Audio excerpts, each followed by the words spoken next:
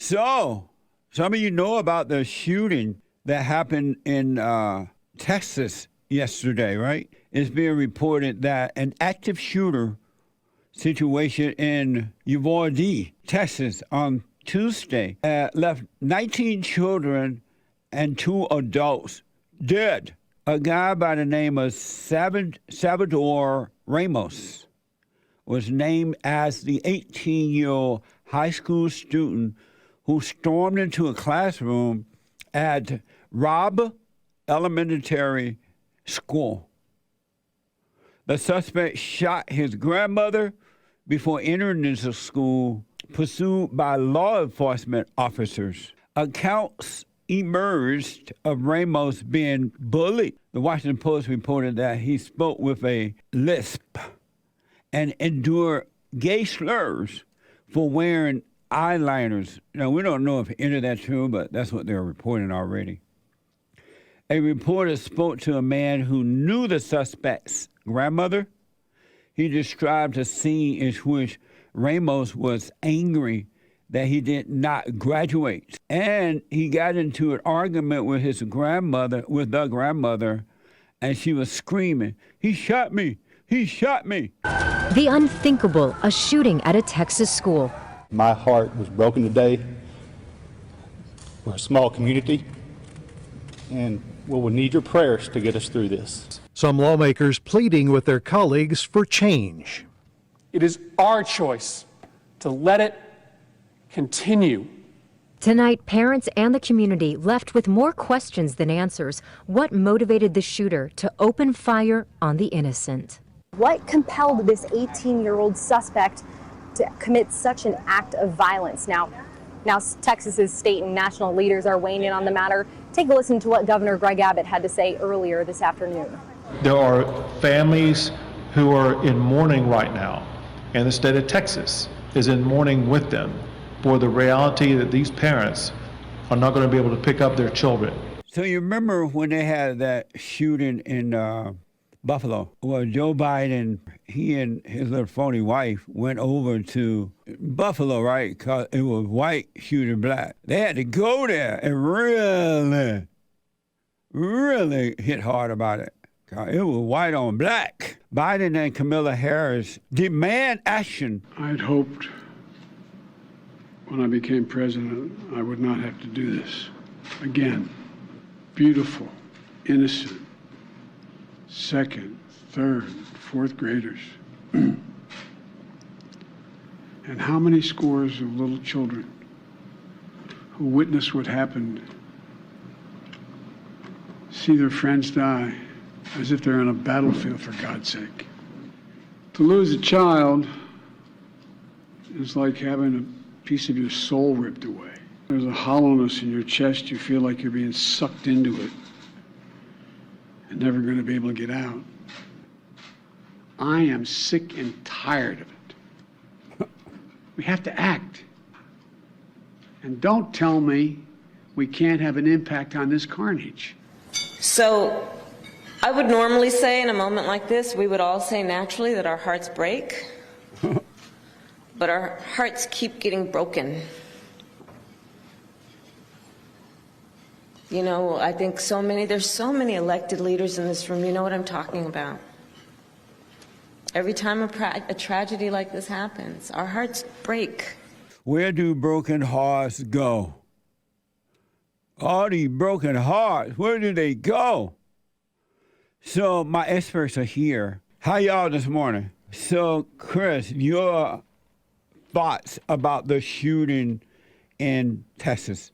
I'm gonna go heartless mode, I guess. I don't have much thoughts on this other than that's too bad. Dems, liberals, the politicians, they'll jump on TV and it'll be, gun control, senseless violence, the blood's on your hands, etc., etc. The Republicans will say something like, thoughts and prayers, it's mental health. None of it really offers any kind of solution or anything like that. To me, it just seems it's more addressing symptoms rather than any kind of solution or anything like that. The social fabric seems to be, being ripped to shreds, basically. These kinds of situations, they really only happen when you have kind of like a breakdown of society.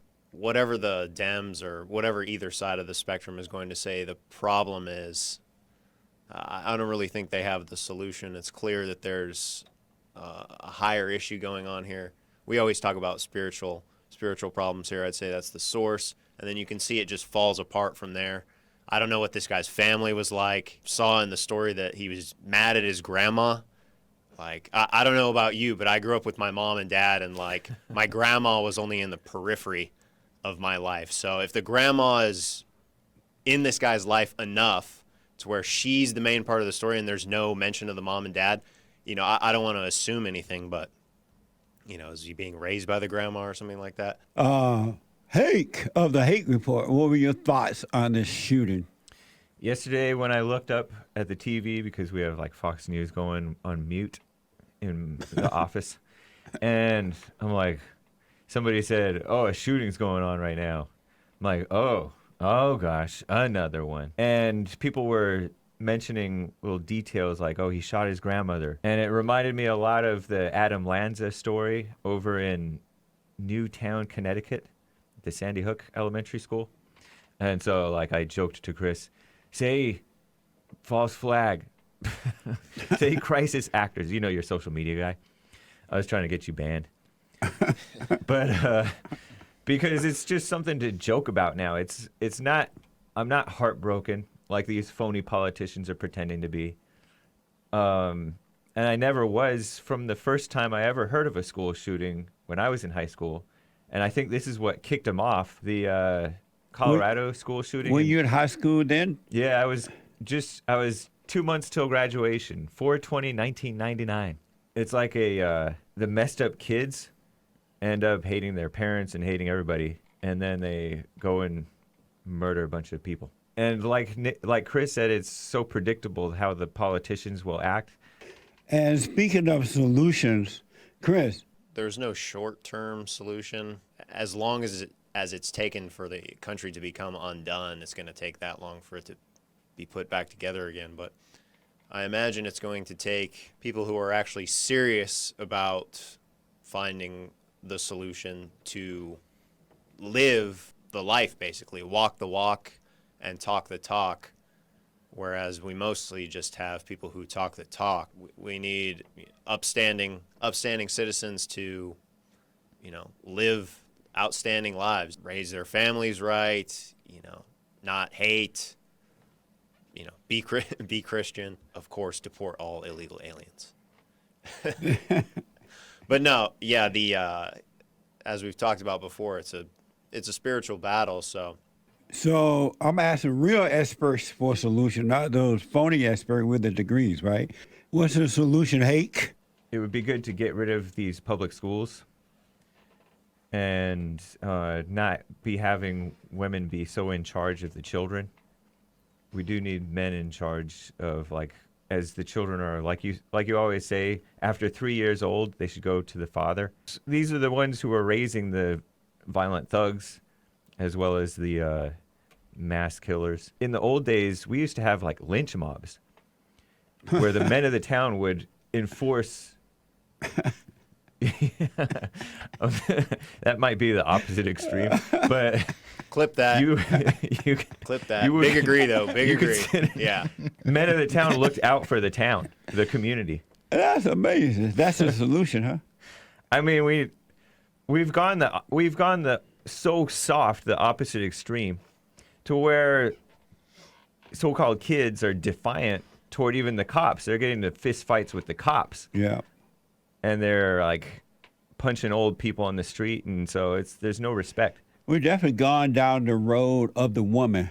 Yeah. Because everything is so emotional and so syrupy and so soft and so emotional. And so I feel your pain. I was watching Fox News this morning, and they have those two guys and the one woman. Yeah. But this morning they had one black guy guest hosting along with another black guy, and then that woman. What's her name? Airhead? Amelia Earhart. Ainsley. Oh. Ainsley Earhart. Oh, Earhart. And it was the most syrupy throw up reported on this unit I ever seen. Well, I see worse. Because I was flipping through the news last night. I watched that black guy on CNN, and he was talking to a white woman that lived in the neighborhood there, and he was trying all he could do to get emotions out of her. He was like, oh, I just don't know what to do. I just don't know what I'm going to say. I don't know what to ask you. I'm like, shut up.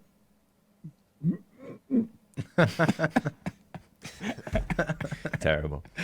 I didn't know that in these schools nowadays they have drills on telling the kids what to do when shooters come in. Isn't that going to put fear into the children? Yeah. I mean, again, temporary solutions. Wouldn't that like, I So mean, how- just mean what you're do a I little got- child, and here you got to go through a drill at school that somebody may come in and shoot you. So let's practice what we're going to do. No, that's I ridiculous. don't know if I. Okay. No, I think that. You That said is- no, that's what? That's ridiculous. Oh. I mean, like a fire drill is one thing. Right. But air raid drill. yeah, think a that was nuclear World War bombing II? drill, that's totally normal. Yeah. That's totally fine. Of You're course. messing with them, messing They with Russia. Right. Yeah. And they had this woman on Fox and Friends this morning. She's supposed to be like a grief counselor. One thing this woman said when they asked, well, and the men were asked weak at the woman. They asked her, what should we say to the kids? And one thing that the grief woman said, we should tell them that God is emotional. God is in this with us. And that God is feeling what we feel. And that God is saddened. And that God is, and they're like, I'm like, what the? And they all sucked it up last night. They believe that God is emotional and God is with us in this mess. When you say that. That's blasphemy. And that Ainsley woman's supposed to be like a little Christian. She always prayed to the Lord. I know. She went along with it too. Terrible. Yeah, it's weird. They just sort of belt these things out, puke these things out. How would that help? I mean, it just doesn't help at all. And why would you be telling children? Why would any Christian tell a child or children that God is feeling your pain and God is sad too? Jesus and God are not sad. They ain't feeling nothing about this. Zero pain. Okay, let's look at the results. So we've got more counselors available to people, from the womb, till death. Yeah. You've got all the drugs that you can take, whether pharmaceutical or otherwise, and it just keeps getting worse and worse and worse. So, but they keep doubling down. Adam Lanza's dad was interviewed a couple of years ago, the one who shot up the Sandy Hook Elementary School. Right.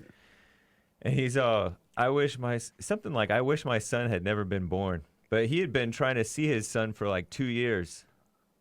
But the son was autistic and with the mother. Yeah. And he took the rifle from his mother and killed her with it and then went into the school and shot up the school. Which is worse, the shooting at Texas yesterday or the over 100 young folks who have died from opioid? Yeah, the opioid situation is worse. And what do you say, hey? January 6th. Well, by raw numbers, I guess you would have to say the opioids. Somebody in the chat makes the point, though, that the opioids are kind of self-inflicted. Or he said self-inflicted. And the kids are innocent. These emotional people are evil. That's Yeah. why they're so emotional. Yeah. They're evil. But I do know that this is just nothing. It's going to get worse. As long as we go down into this hell of emotions, follow the woman right into hell, in the homes, in the schools, in government, and local and government and federal government.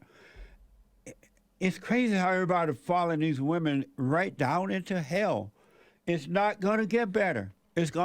Emotions are evil. There's no love in emotion. There's no strength in emotions. And these women, you put them in position and they promote emotions. And then the men go along with it because they're afraid to say, no, you're not supposed to be emotional. That's of the devil. Amazing. And don't forget to like, follow, tweet, subscribe, and share the Jesse Lee Peterson radio show, folks. We really appreciate it. We are at war. It is a spiritual battle for the soul of America. And it's going to take all of us to do it.